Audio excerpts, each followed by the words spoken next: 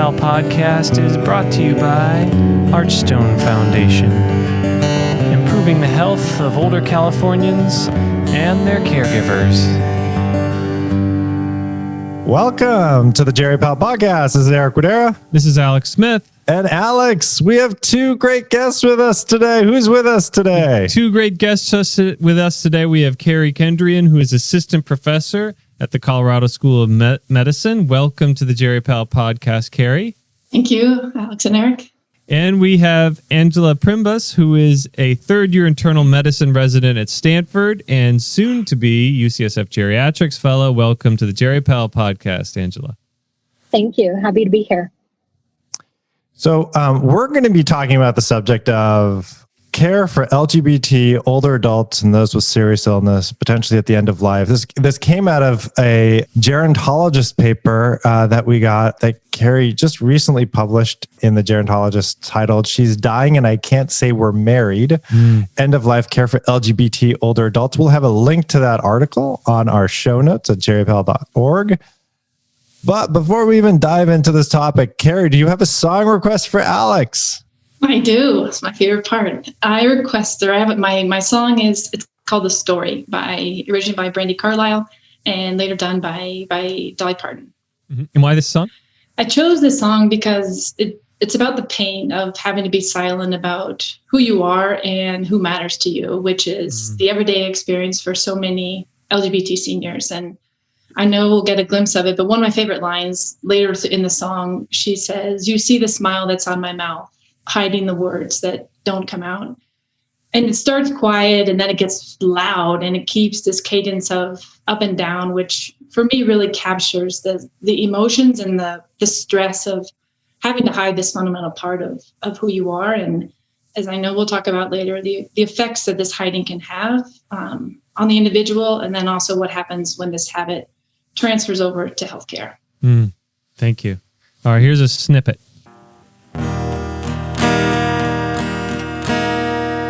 All of these lines across my face, they tell you the story of who I am. So many stories of where I've been and how I got to where I am.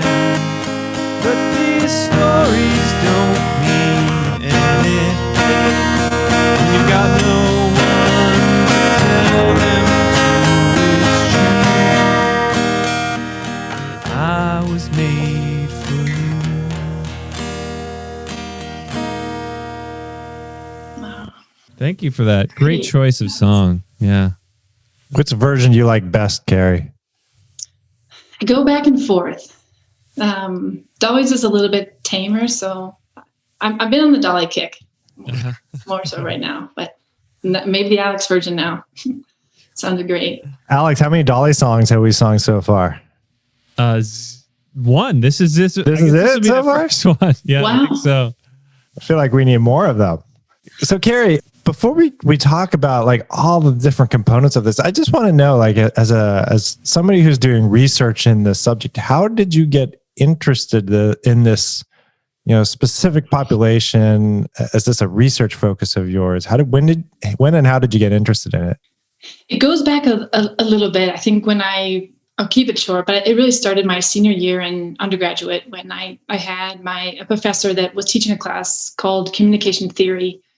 And it really blew my mind. The first day of class, he told us that people aren't the problem. It's the way people talk. That's the problem. And if you want to change culture, you need to give people a new vocabulary. And that idea stayed with me. It's more impactful than anything I heard over those 4 years. And he later became my dissertation advisor. So I ended up going back to University of Colorado Boulder for my master's and PhD. And during my doctorate, he really encouraged me to start spending time in places that really interest me, that made me curious. And I started volunteering at a local hospice in Colorado as a way of conducting an ethnography. And then I started shadowing an emergency department. And I was blown away by so many things, and not just the way people were dying in both of these settings, but really the way people were talking to each other about death and talking about the way people were dying. And so much of what was happening was clinical, and so much of what was happening was non-clinical. How well did people understand their options? How well were people involved in decisions? How much of a voice did people have in the decisions they were making? And at that point, it really became clear that with a PhD, which I ended up getting in communication, I was never going to be able to change an illness prognosis, but I could affect the way people talk to each other, the talking and the listening, which could also affect outcomes. And I also, at that moment, really became committed to blending the social and the health sciences, because I felt like that together they can really make meaningful change. And the LGBT piece came in really shortly after that. When I joined the faculty at the University of Colorado, I started shadowing admission nurses at a local hospice. And one of the homes that we went into, this was the second admission conversation they had. And so I was shadowing with the nurse, and the patient who was considering enrolling in hospice was talking about her roommate and her friend who had been her best friend for 22 years, and they had been cooking dinner every night, and she was the biggest support. And the nurse kept just reading through the standard form, standard intake. Are you married, kids? And it was just, and I was sitting there thinking like, oh my gosh, just break the script and ask, something different, because I knew that picking up on these cues that this woman in the room was more than a friend, and she was more than a roommate. But when the hospice nurse left, she was known as her friend, as the emergency contact, similar to the story in the Gerontologist. And so for me personally and professionally, I really became committed as being part of this community, and also professionally feeling like I actually could make a difference for this community, because it's clear they have been historically marginalized their entire lives. And for them, particularly LGBT seniors, communication, the way we talk and listen to them, can really make a measurable difference in the care they receive and in their outcomes, to break this habit of silence that has been ingrained with them throughout their lifetime as a way to really be safe. So I guess, when we're thinking about, well, I guess you're talking about kind of words matter, and I would just love a brief primer. I know in your Gerontologist, there was LGBT. I've also heard LGBTQ plus. How, in this podcast, how should I be referring to this population that you're studying? Great question. I say LGBT for a few reasons. Primarily, I think when you are working with older adults, the Q has been a word which usually stands for queer, was what was yelled at them on the sidewalks and in the streets, and it carries really negative connotation for them. And so for seniors, I use LGBT, and I think sometimes we do a disservice to ourselves with making it sound like alphabet soup, and it can get so long that it makes it almost uncomfortable to talk about the community, which is not what we need. And I think, though, what you just did is a wonderful communication move to just sort of pick up on what someone is using and tend to use, try to mirror what the language of the other person is using. But I'm totally comfortable. I don't know if Angela feels different, but I like to keep it LGBT for the older. Angela, what are your thoughts? You've done some training, right, of residents at Stanford in this population. How do you think about the words that we use? Yeah, I think that's a great question. I often use LGBTQ because that's just what I was sort of taught and what I'm comfortable with. I also use sexual and gender minorities because I think that encompasses a lot of people that may not fall into the LGBTQ categories without, like Carey was saying, having, more letters added on. I think in general, as long as you're trying to be inclusive and understanding that if you say LGBT, right, there's more identities and people that fall into the overall sexual and gender minority categories that are not necessarily encompassed in those letters. And as long as you're aware of that and respectful of that, I think saying LGBT or LGBTQ is almost like a matter of nuance and preference, if that makes sense. Yeah, that makes sense. Mm-hmm. So for the sake of this podcast, I'm going to be using LGBT because I'm going to mimic what Carey is saying. And I apologize if I offend anybody. I'm willing to learn. So thank you. And Carey, you talk a little bit about disparities in care. What do we know about the LGBT population as they get older? what are some of the issues that they deal with that are not seen in the kind of the majority population? So I'd like to talk about the disparities because there are a lot for this community. Like, think of them in 3 buckets, which are first are economics, second are family and social support, and the third is this lifetime of stigma. So like the general population, economics are an issue, but for older LGBT adults, statistically, they're worse. 1 out of 3 are actually living at or below the federal poverty level for a number of reasons. And I mean, one obvious is that marriage wasn't legalized until 2015. So if they were with a partner, they were often denied spousal benefits and pensions, and many of them are more likely to live alone. So they're sort of relying on this single income salary as well. Another big factor is the lack of family and social support. They are 2/3 less likely to be married, 3 to 4 times less likely to have kids. They're more likely to be estranged, even rejected from their families, and they're even more likely to be isolated from peers. All of this meaning that they're aging with a really thin network of support. And a huge underlying condition to all of this is really the effects of this lifetime of stigma and discrimination.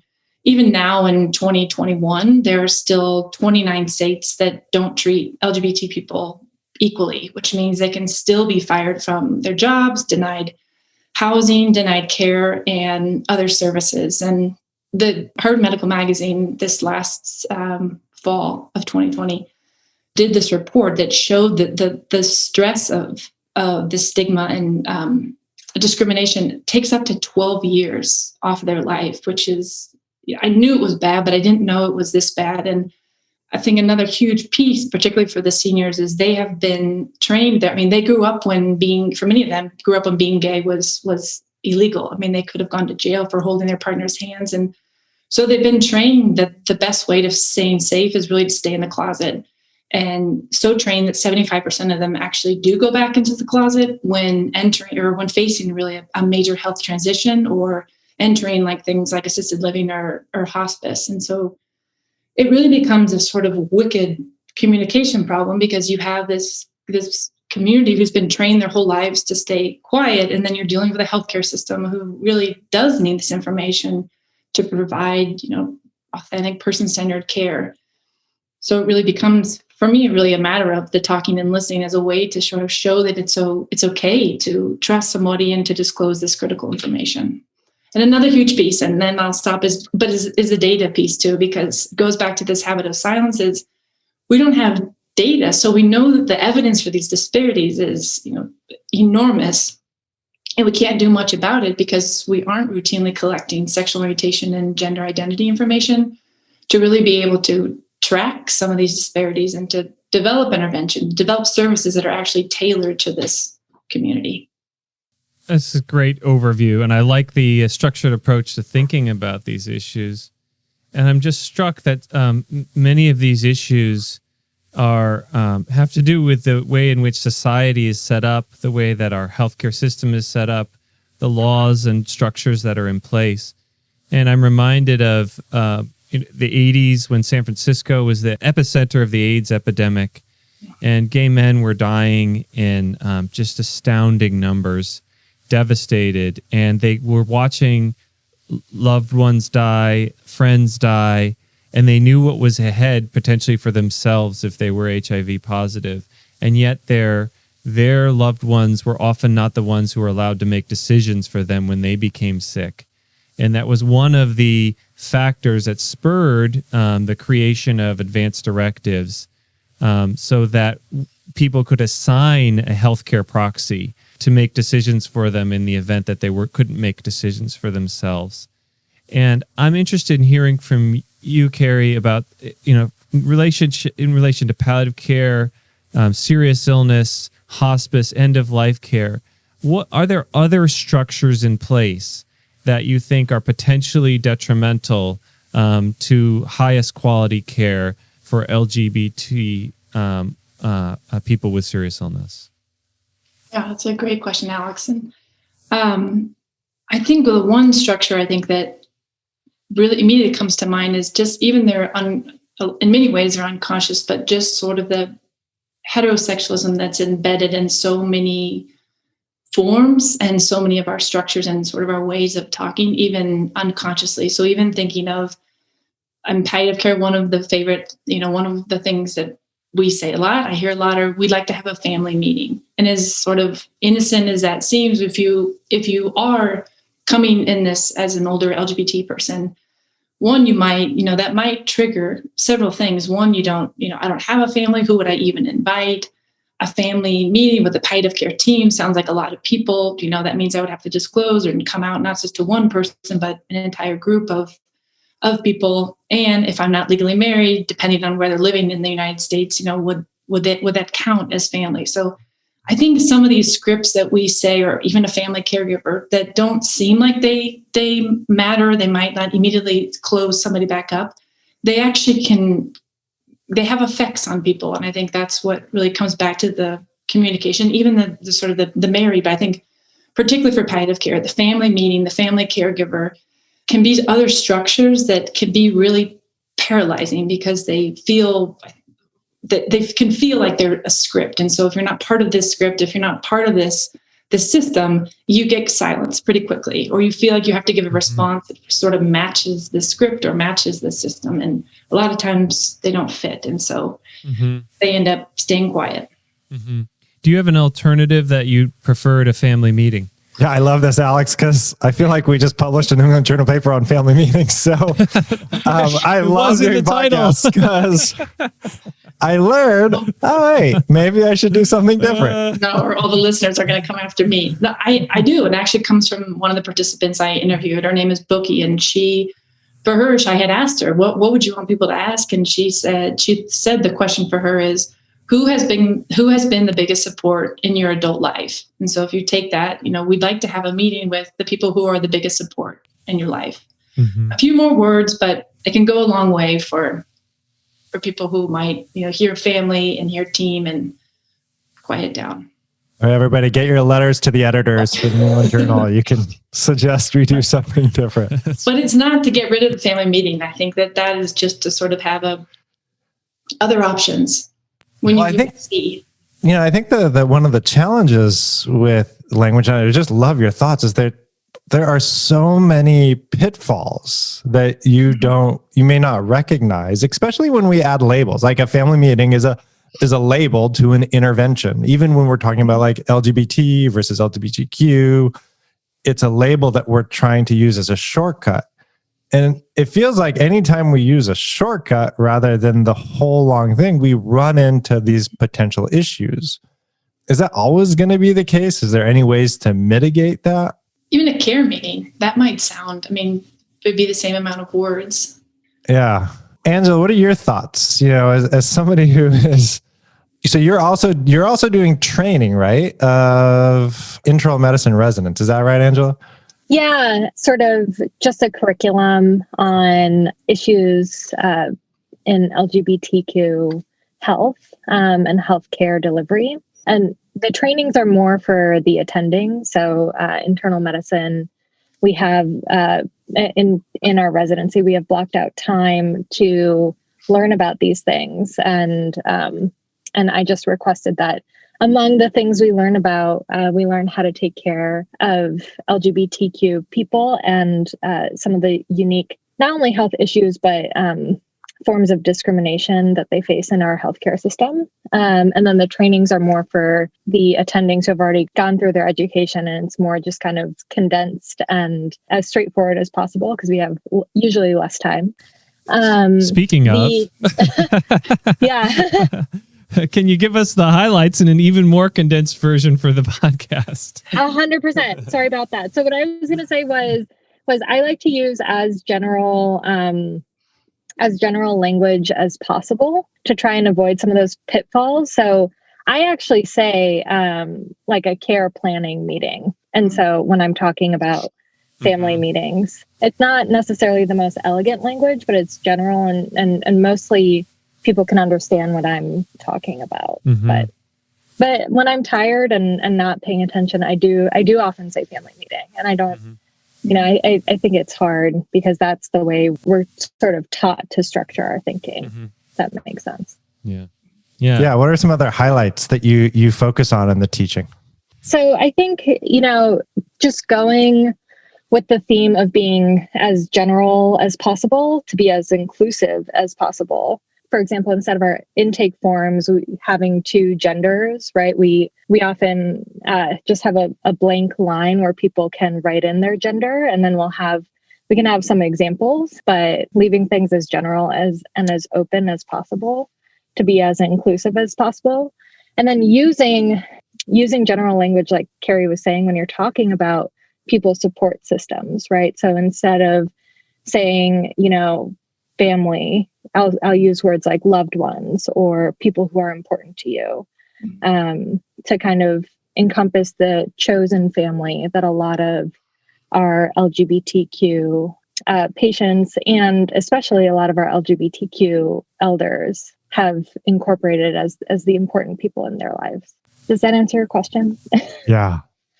I guess that also sounds like transitions are a really important time. I can imagine like the transition to the hospital, the transition to a skilled nursing facility, the transition to hospice for these older adults. What do we know about those transitions, and any thoughts on what we can do to make them better? Well, I think it magnifies a lot of the things we have already talked about. So if you are entering, this sort of in a normal circumstance, you might not as be fatigued, you might not as be in much pain, you might have a little bit more effort or strength to maybe come out or maybe disclose information that you might not have. But when you are entering perhaps in more of a medical crisis situation, this habit of silence, and I think these scripts sort of magnify it and become harder to break. And so I think the more, like Angela, I love you. The more general and the more ways we can sort of open it up and provide sort of space to say something different, I think the smoother these transitions can go. And in doing so, give the information that's really important to know. Who is their biggest support? Who can advocate for them if they're no longer able to make decisions? So being able to get this information quickly and get it in a way that they feel that they can trust you and feel that it doesn't put the onus necessarily on them to be the one that has to keep coming out over and over again, especially in a crisis. I wanted to ask, lesbian, gay, bisexual, transgender, there's a tremendous heterogeneity, right? And we put them all into, one string of a few letters. They're not the same. And as we saw in San Francisco, we developed, bringing on the theme of the HIV epidemic in the 80s, robust infrastructure of support for gay men. And then where are the transgender individuals referred to? Where they're referred to the HIV clinic, which sees gay men, and they don't feel like their unique needs are being met. And then building on something that you mentioned earlier, Carey, about economic disparities in particular, we can't assume, however, that the patient in front of us is less wealthy than most patients or is poor, because there's tremendous heterogeneity there as well. Given all of these individual variation within groups, how would you ideally like clinicians to approach this issue? Some of this is about educating people about attitudes, socioeconomic situations that are common and prevalent. At the same time, you don't want to build in stereotypes into certain people. That was a bunch of different thoughts. So, I don't know, just riff on any of that. Angela, do you want to start first? Yeah. So I think you bring up a great point. The community that we refer to when we say LGBT or LGBTQ is very diverse and cannot be encompassed in like a handful of identities that we often use to kind of generalize about the community at large. And I think it's really hard to teach people all the nuances of the different forms of discrimination and the different health equity issues that face each individual population. And, I try and do that as generally as possible for the curriculum that, I help create. But the overall theme, I think, especially if you're trying to educate general providers who are not going to be specialists in studying LGBTQ health or like one specific focus within that much broader sphere is teaching people the general kind of issues with health equity and access and discrimination that many of these groups have faced, and some of the specifics in between them, but then also making sure that people are just approaching patient histories and stories as open-mindedly as possible without any kind of preconceived notions, and really just using language and using ways to allow patients to identify their their gender identities, sexual identities, their stories themselves, and give you that information in a safe way, or in a way that feels safe for the patient, if that makes sense. So that's kind of where our education is focused, in trying to create safer spaces for our sexual and gender minority patients to tell their stories, to express their concerns, and to feel like they're listened to. And if providers don't know an answer to a question or have a solution to a problem, we try and teach them where to go to ask those questions or to find more information, if that makes sense. So it is really hard. I want to, as by way of follow-up, I want to ask a more specific question. I'll try this time. I'm not very good at specific questions, but let's go. Clinically, do you think that geriatricians, people caring for older adults, people caring for people with serious illness, hospice nurses, palliative care docs, social workers, should we ask every patient about their sexual gender identity? And if so, how should we ask? Great question. I think it is important to ask, because I think you get in a lot of trouble when you assume. Right. I think we can make a lot of assumptions that then end up impacting patient care in a way that is detrimental. So I think we should ask. And I think that it's fine to just ask as generally as possible. So, going back to the theme, I think keep rehashing, but like on my clinic's intake forms, I have a space for sexual identity, gender identity, that I allow people to kind of identify themselves. For a lot of my older straight cisgender patients, they're kind of like, what? Why am I, why is this here? But for my patients who do not fall into those categories, they appreciate having a space to identify the way they would like to. And I think we should ask. And I think just saying something as simple as, what is your sexual identity? What is your gender identity? Is fine. I completely agree. We need to ask, in large part, for the reason of the data. I think, there are two things though. I think that in order to do it effectively, though, you do need to roll it out with awareness and education and training, because as we saw in the story in the Gerontologist with Esther, it can be consequential no matter where you are, or if you're dealing with something, because it can be grounds for further discrimination. So I think just mandating it to be collected is not the right approach without proper training. And I think the other thing, particularly for the older adult population, is to then do something with it. And I think it needs to be beyond a checklist, but to the extent that it actually opens up the conversation or leads to a more meaningful conversation about what matters and who matters. Because I think for a lot of older LGBT adults, for them, it's not as important, to know if someone is gay or lesbian or bisexual. I think what is more important is really, how does that then cue the provider to have a different conversation, or to maybe ask things differently becomes important. So it's almost like a SOGI, collecting it, but then also using it to inform care, I think would be the ultimate goal. Wholeheartedly agree. Yeah. Well, this kind of also reminds me of, someone said, I think both in geriatrics and palliative care, oh yeah, palliative care is it's good medicine. Same thing with geriatrics. It's just good medicine. Like, we should be doing that.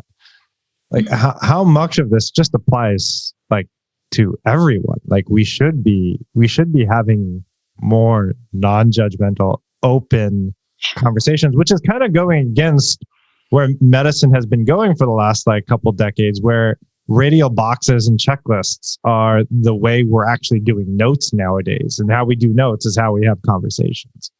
Thoughts on that? That everyone should be? Yeah, like this is just good medicine. Yeah.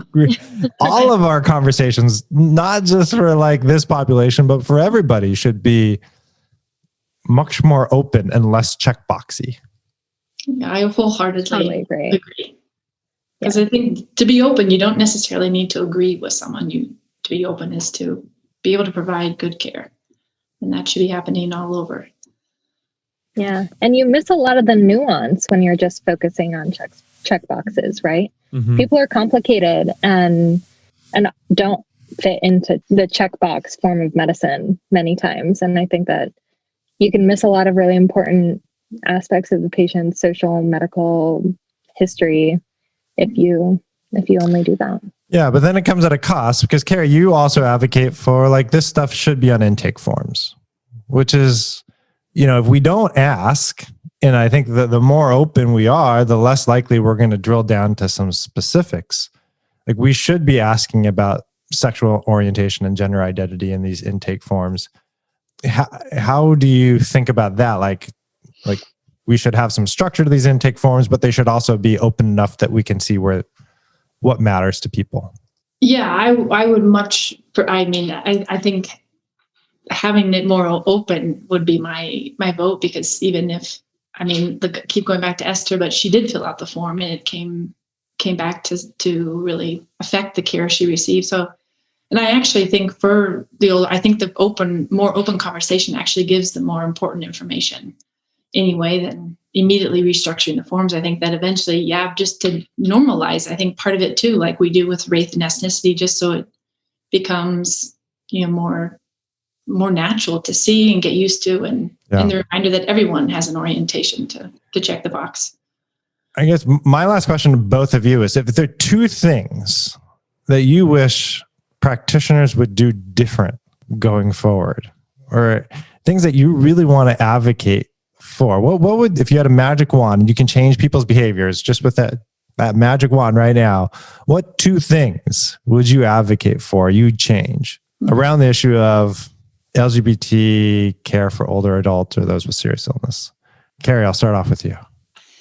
I think one is to not assume anything. And the second would be, as much as you can, try to break the scripts, try to break some of the common habits we use and get so accustomed to using. I guess maybe a 2.5 would just start, because I think we're so to sort of begin to think about how the things you're saying or the way you're listening might affect people differently, to try to bring some awareness to actually when we are speaking and listening, we are affecting the other person positively and negatively. Angela, what's your two?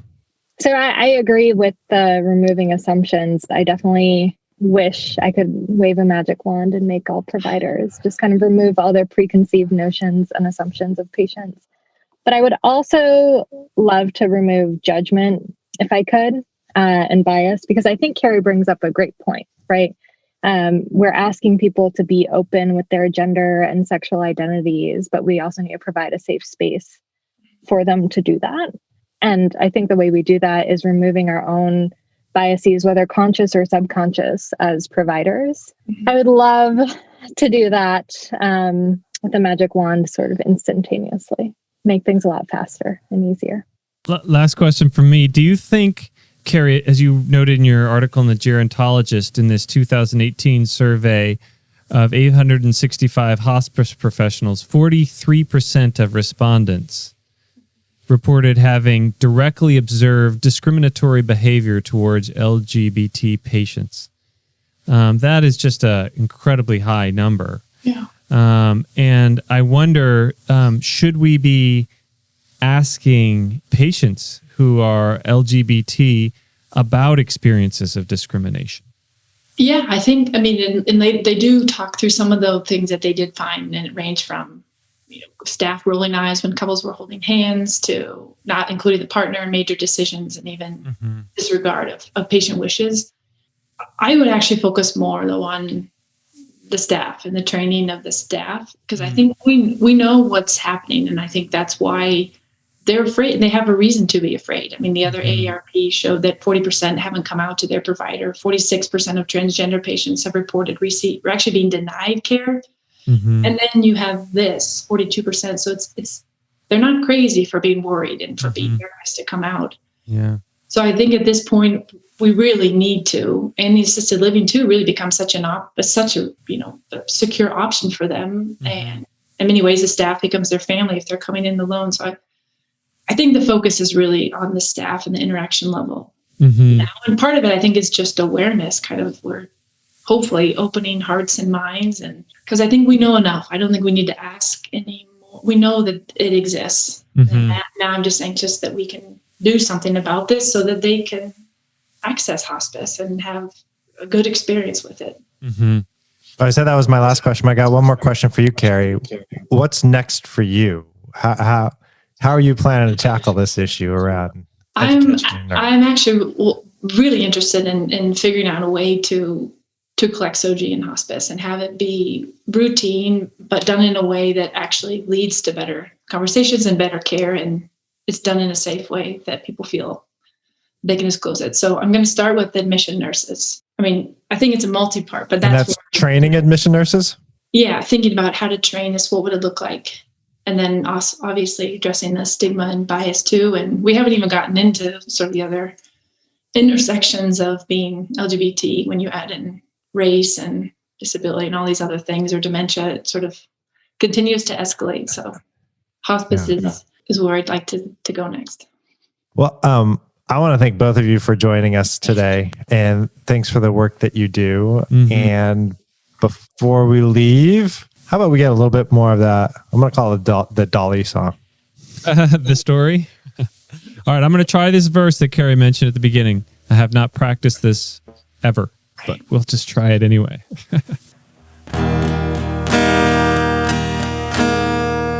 You see the smile that's on my mouth.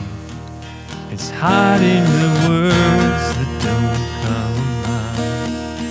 All of my friends think that I'm blessed. They don't know my testament. No, they don't know who I really am. And they don't know what I've been through. I was made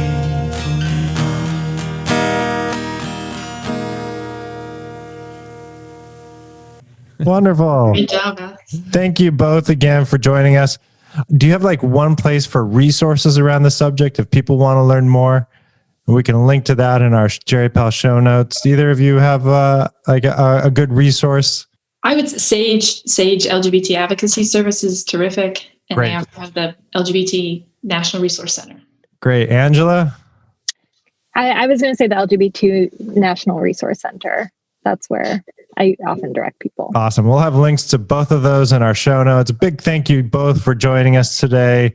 Thank you to all of our listeners for your continued support and listening to this podcast. Please take a moment and refer our podcast to 2 of your colleagues. Please share the wealth. And then lastly, as always, thank you, Archstone Foundation, for your continued support. Good night, Thanks, everybody. folks.